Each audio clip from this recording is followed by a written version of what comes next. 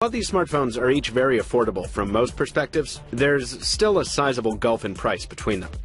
Here in the States, the Moto G sells for between $179 and $199, depending on storage option, while you can get a Lumia 520 right now at the Microsoft Store for less than half that cost. Just $59 out the door. Of course, everyone wants to save as much money as possible, so the question becomes, what do you give up if you go for the Nokia phone over the Motorola one? And is the sacrifice worth the savings? Let's find out. Out of the box, probably the first thing you notice is the difference in design philosophies at work here. As a simplified version of the high-end Moto X, the Moto G exudes a pebble-like feel, with rounded contours pleasing to the hand, and also Motorola's characteristic finger dimple on the soft-touch casing around back. The 520 keeps the soft-touch paint job, but appears more like a soap dish in profile, with harsher edges up front and a more straightforward casing that makes it feel thicker in the hand, even though it's over a millimeter thinner. The 520 also packs a much less impressive display, the 4-inch WVGA panel looking pixelated and washed out next to Motorola's larger 720p screen. The Lumia's screen is also much more reflective, meaning it's tougher to read outdoors. And internally, Nokia makes a processor sacrifice as well.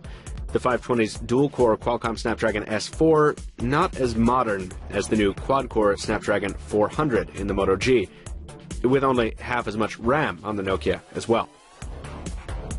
Pop open the backplates, though, and the Lumia starts throwing punches of its own. While the battery is significantly smaller on the 520, it's also removable, meaning road warriors can pick up some $5 replacement packs from Amazon or eBay or wherever and just swap them in as needed. Not so for the Moto G's embedded power plant. Also, the 520 offers micro SD expansion to augment its 8 gigs of onboard storage. With the Moto G, you're stuck with either 8 or 16 gigs, depending on which model you choose. The commonalities return when we return to the basics. Neither phone packs 4G, NFC, or anything more fancy than Bluetooth 4.0 and some multicolored battery doors. These are impressive budget devices, but remember, they're still budget devices. Fortunately, neither one really acts like it on the software side.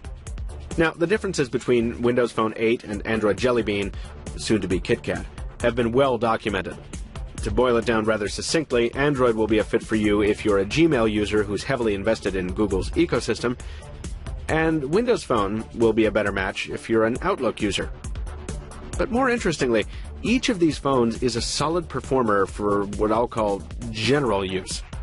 By that, I mean something like the daily use test I conducted with the Moto G last week. If you're the kind of person who reads a little bit, texts a bunch, keeps up with friends on Facebook, Twitter, and Instagram, shoots a Snapchat photo every now and then, watches the occasional film on Netflix or YouTube, needs to catch a bus, needs to drive a car, needs to pretend to crash a car, loves gaming, loves music, stays organized, stays in touch, and generally uses a smartphone for all the things a smartphone can do, each of these does a splendid job on the software side.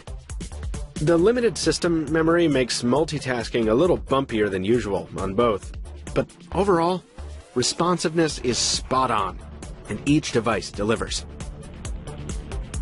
Taking the phones out of the lab for some testing revealed much of the same parity in terms of capabilities. Callers came through clear as a bell on AT&T's network here in Greater Boston, with both phones delivering excellent sound, both via earpiece and speakerphone. Callers said the Lumia was a bit clearer, while the Moto G offered better noise cancellation. Firing up the 5-megapixel cameras reminds us of the low-end nature of these smartphones. Neither has what you might call knockout features, with the bare minimum in terms of shooting options.